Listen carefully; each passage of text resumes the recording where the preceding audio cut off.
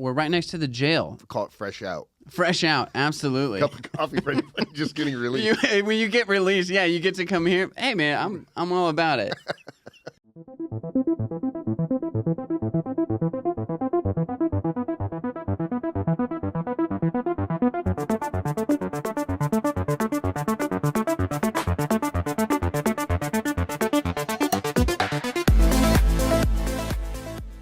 Good morning, guys. Dan Wise here, Wise Media Studios, and we're back with another Spotlight Thursday. Today we have, I think this is going to be a fun episode with Jesse Roberts of Northtown Coffee House.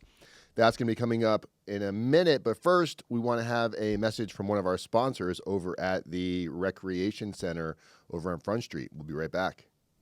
Today's Yakima Spotlight Thursday is brought to you by the Recreation Center, which is conveniently located downtown, 200 South Front Street, Yakima. The Recreation Center, your plug-and-play venue for private or public events of all types, sport court rentals, and more. Also, home for Conquer Athletics, top producer of Grit in Central Washington's premier Spartan DECA founding affiliate. Contact them today on Facebook at Conquer Athletics or on Instagram at the Recreation Center. Jesse, good morning. How are you? Hey, doing well, man. How you doing? You're doing good. So if somebody said, Dan, what's the definition of the way a coffee shop owner dresses in their attire? Pretty much fit the description. Exactly what I didn't have you're even catching me on a more fancy day. I don't have, I'm getting a haircut today, so I don't have the beanie on. I retired some of my flannels, and it was a terrible mistake because it snowed this morning. It did. It snowed all effing night. Yeah. But yeah, I feel like I should trust you with your coffee choices because you look like you know how to make some coffee. I think that would be a wise choice. So you brought your own coffee. Did you make that at Northtown? I did indeed. Okay. Yeah. Don't you hate? So your cup has a logo on there, right? Yeah, they were doing like Doesn't that frustrate you where it's only on one side? Yeah, okay, so I was just talking about this. I want to drink with my left hand because I want everybody, even when it's not even just my business, if I'm drinking with a cool mug. You want to show it to the world. I want to show it to the world, yeah. right? And so, yeah, I don't know. You guys fixed it. Yeah, well, we geniuses. It's because I've done enough of these where it's like, man, my logo looks so great, but nobody can see it. Yeah, they go, oh, what a cool white cup that you're drinking out of. So Jesse, you're over at you and your brother own Northtown Coffee House. Share us a little bit behind the story. Like, how did you guys get into this? When did you get to Yakima? And are you embedded into the community? Because you got a really cool spot over there, the old train station. Yeah, for sure. So both brother and I, born and raised Yakima. We graduated from West Valley, really, Valley kids through and through. And I started working at Northtown back in 2011. When I was 21, it was like my first barista job. And really, I enjoyed drinking coffee, but once I started working there, kind of learning about espresso and kind of the ins and outs of roasting and all this other different things, I really fell in love with it. And then beyond that, just like coffee shops in general, what they do for a community and like how they actually create community. I was like, I just want to be a part of that. And so running Northtown has always kind of been in the back of my mind. And last year, it just kind of came up, fell into place nicely. And I pitched it to my brother. I was like, hey, do you want to go in on this coffee shop with me? And he's not, if you saw him in here, he is not the coffee shop ideal look. I'm not buying coffee from that guy. He owns and runs a landscaping company, and he looks like he owns and runs a landscaping company. So, but yeah, he partnered with me, and I think the common ground that we find is that we both just love people and love this community, and so running a coffee shop, I think is a cool way to serve the community ultimately. And so it used to be a train station. Yeah. You guys took possession of it last June. Yeah. Right? Do you get a lot of people that when they come in there, did they ask, like, what did this used to be? Yeah. Because it is very unique looking. Absolutely. And it's like a huge space too for like a coffee shop, right? So when you walk in, it's kind of this like grand sort of space. But yeah, people are definitely interested. So building was built in 1910, Yakima's fourth train station. I've done my homework a little bit. And I love it because all the buildings on Front Street, it's like a historical street. Okay, so like all the buildings are original. They put the train station in where we are now, back in the early 1900s. But the city of Yakima was down in Union Gap, what we call Old Town now. Right. And so they were like, well, the city is not where you put the train station. And so they took all the buildings, put them on logs, and rolled them up to Front Street and just set them down. And there they are now. Isn't that wild? That's crazy, right? Can you imagine seeing that? I bet there's some really cool photos somewhere, like historic, like the streets just vlogged with Yeah. big buildings on wheels. Yeah. Sounds insane. But the previous owner, he did a really awesome job digging up some cool old photos of them building the train station and pictures inside. So people come see those. It's really cool. So with Northtown Coffee, what do you think sets you guys apart from like other coffee houses in the area? Like, what do you guys have any kind of a story to that? Yeah. So I mean, I think Northtown was kind of the first like real coffee shop in Yakima, if that makes sense. Like, it wasn't a Starbucks. It's not a drive-through like coffee shack sort of thing. And so from there, we brew what's called third wave coffee, which is kind of light, medium roast. It really focuses on the region that the coffee is grown, and you try to like pull out certain flavors. You really kind of start talking about coffee like people talk about wine. I'm not trying to get too snobbery on Nerd you. out, bro. Go ahead. Nerd out completely on your coffee. But I think, someone who owns a coffee shop should have a little bit of snobbery, right? And then bring people in. So I think the flavor of coffee that we're doing, we are, I hear people talk about how they pull espresso shots and stuff, and my heart just like is broken because I'm like, that's not how you do it at all. And so we're super intentional about how we craft our drinks, from the espresso to steaming the milk. And like you'll see on like my Instagram and stuff, doing latte art. And latte art does not pull up his Instagram while we're talking. Latte art does not mean that you're going to have a good cup of coffee, but it's a good hint. It's a good hint into when you say latte art, are you talking about like right here where yeah. foam So with like the heart on it? Yeah. So this was like a little thing I did for like Valentine's Day. I just like did a heart with a little bit of food coloring that kind of does this cool design. I wish we could click on them, but the problem is the minute we click on it and there's any background noise, YouTube shuts it down. Well, just if you're listening to this, you can look at it, or better yet, you can come see me live and in action. You actually do performances? I do performances. Yeah, I charge what the cost of a cup of coffee. Oh my gosh. So what is that? The number 6. So this is another thing that separates us. So a few different stages for espresso. You want the correct ratio, right? So the amount of coffee to the amount of water that you're pulling through the coffee. So we do about 19 grams of coffee into what's called a portafilter, and then you pull about 36 grams of water. So 36, 38 grams. You're looking for like a 1-to-2 sort of ratio.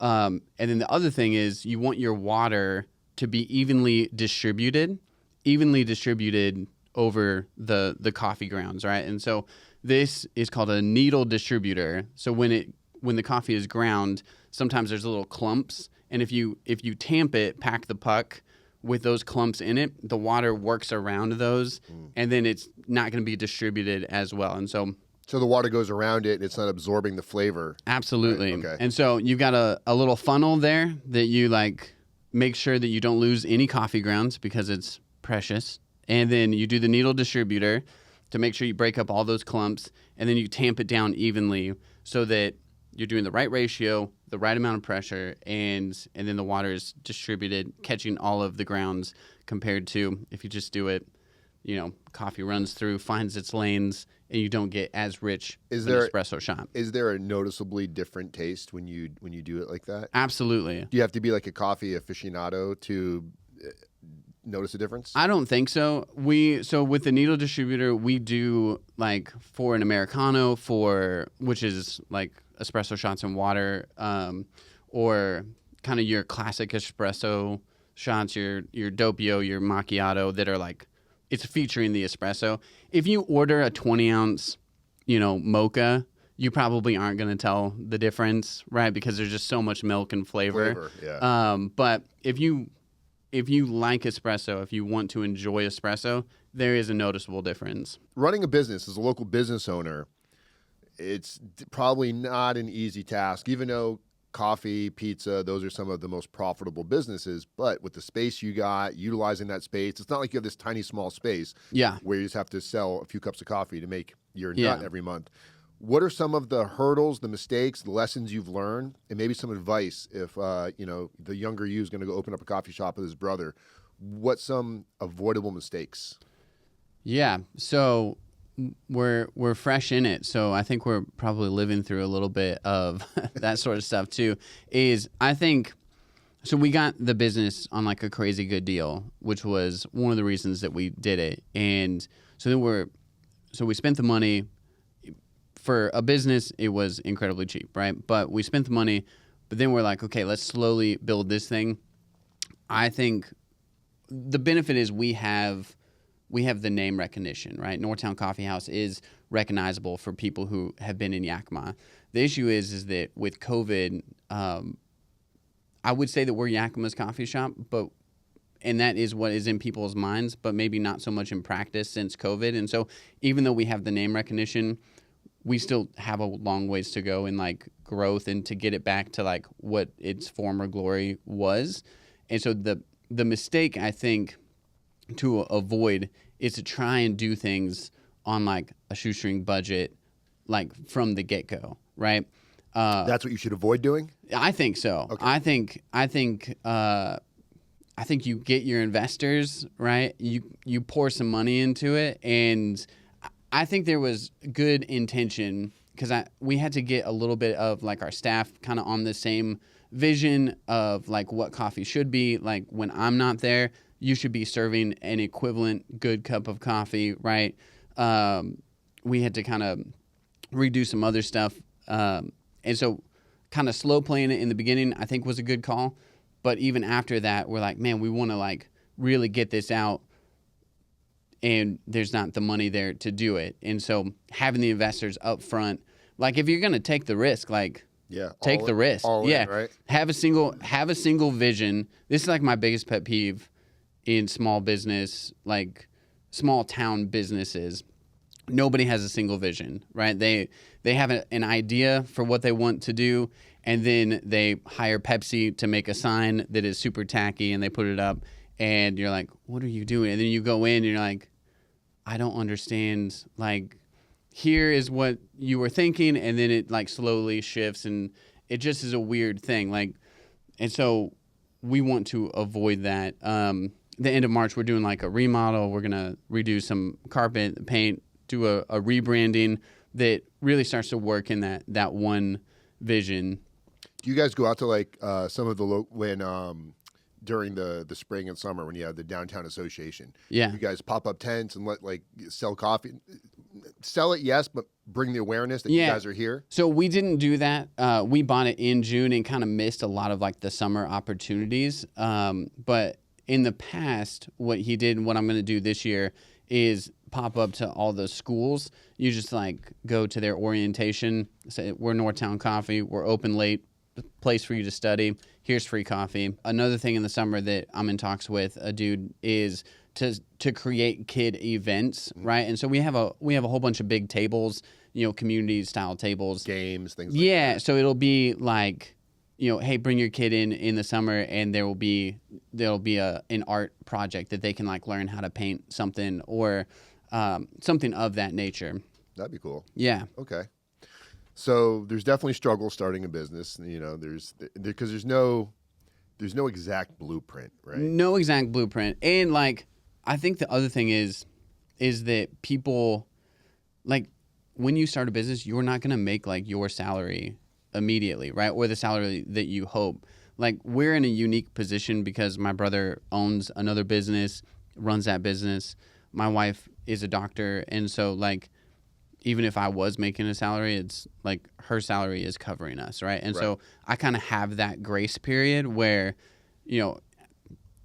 I'm not taking any money from from the business right now, and I'm not going to lose my house, right? Right. But if someone is in that position, you got to project out, and I think have at least a year's salary worth, like from investors to say, okay, we're going to invest in the business, but I also have to I got to raise bills. I got to raise money to pay bills, right? Because especially in coffee, like if you break it down, we pay super cheap rent for that big space, but if you're in a commercial space, you're paying a few $1,000s in rent. You have to pay your employees, which is $16.25 an hour now. It's so wild to me. That's how much, because I'm from Florida, where this minimum wage is still only $10. Yeah, it is nuts, and I don't want to swear, but I you have to sell a lot of coffee to cover $16.25 an hour, right? And then so you have to cover your employee, then you have to cover, someone ordered like a large mocha with oat milk and an extra shot, and it's like $10. And I'm like, I don't want to sell coffee for $10, but coffee's expensive, oat milk's expensive. Like my jug of chocolate, it's $25 for a jug of chocolate. And that's, you hear people complain in all areas, but for example, there was a guy that does woodworking. And he was talking about how he spends an extra $30,000 per year versus the last couple of years on materials. Yeah. The interesting thing in food, food and coffee, you can't match the percentage increase because people will lose their minds. So I was listening to a podcast. This lady opened a restaurant in San Francisco. So this is a very inflated sort of example. But her rent and employees and everything went up by something absurd, it was 3,000% or something like that. And in a 15-year gap, she could only raise her prices on her menu at 100%, right? Because you can't serve a steak to normal people for $300. Right. It still has to be at a somewhat what we think in your head. Yeah, and then coffee too. Even though we're doing an elevated experience where we're paying farmers more money so that they can actually grow coffee. I'm paying my employees a little bit more. You're trying to do everything correct, but people are like, coffee. McDonald's, they sell it for $1 for 20 ounces. You're like, yes, but we're not McDonald's. We're trying to do something different. And you'd probably think McDonald's and places like that, they're not known for their coffee. That's not their thing, right? Totally. So they'll take a loss on coffee because they know you're probably also going to buy a breakfast sandwich. Absolutely, right? Like Costco, you go to Costco, you get cheaper gas, but they know that you got to have a Costco membership. You're going to be shopping there, so they make it up in other areas. I was just talking to a guy who works at Costco. They haven't raised their pumpkin pie prices for Thanksgiving in 15 years. So every pie they're taking a loss. But they know, since you're at Costco, you have to buy everything else, and you have to buy a membership to get it. And you got to look what these other corporations and large companies have that you and I don't have, or at least not right now, is they have teams that are designed for their marketing, and we're going to take a loss on this, but this is going to increase over here. Yeah. So they can put those stats in and kind of build out an AI algorithm that's going to tell you exactly what you're going to sell. Well, it's the volume too, right? If you open up a McDonald's or a Costco, you can take smaller margins because you have 1 million people coming through your business. When I do 100 transactions a day on a good day, I was going to ask you, how many cups of coffee do you guys sell typically? Yeah, probably.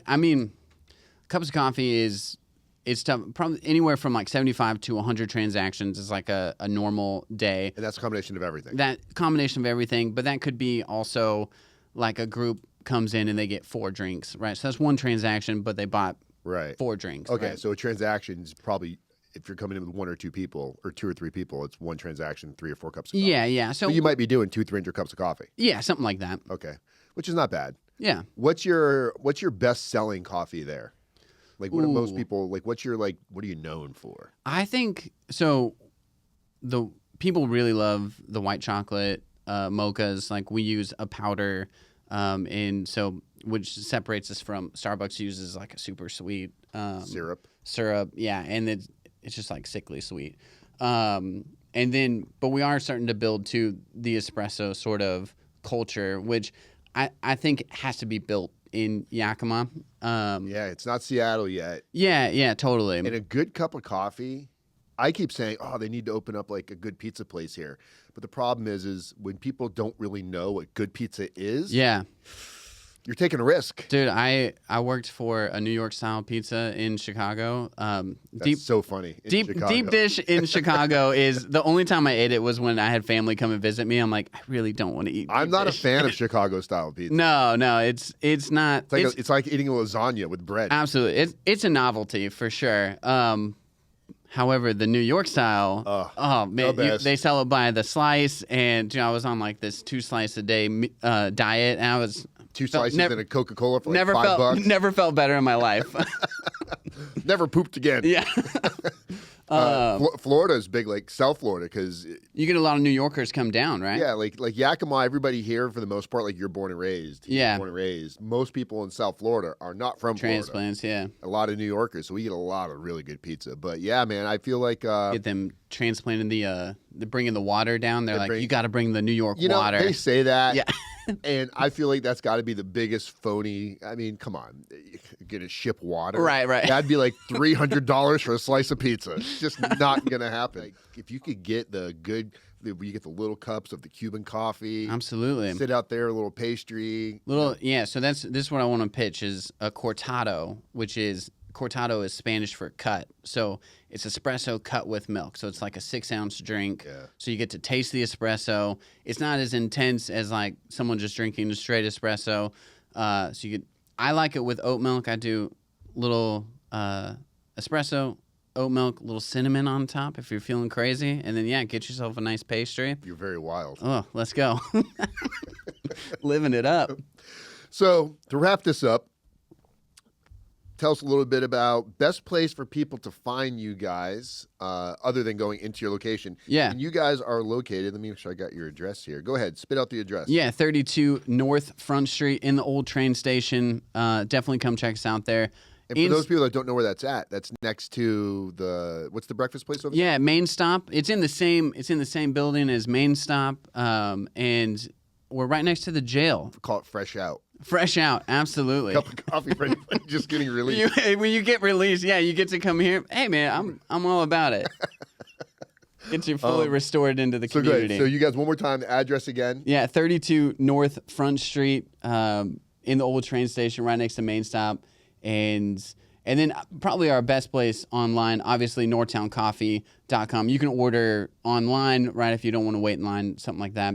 But Instagram at Northtown Coffee, we're always posting stories and kind of doing cool stuff, educational about coffee. Let's put Jesse on the spot one more time here. If anybody mentions this podcast, like, hey, I saw you on Dan's or Wise Media's podcast. Yeah. You gonna hook them up with something?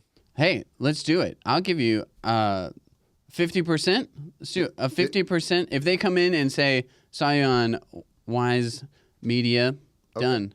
Right. It's a half off. 50% off of coffee? Yeah, any sort of drink. Any sort of drink. There you go. 50% off. Just mention Wise Media Studios. Boom. I mean, we do, you're in Yakima or the Northwest, so you have to do a ton of stuff. So we do Italian sodas. We do energy drinks. We do everything that a drive-through coffee does. Do you guys have food? Better.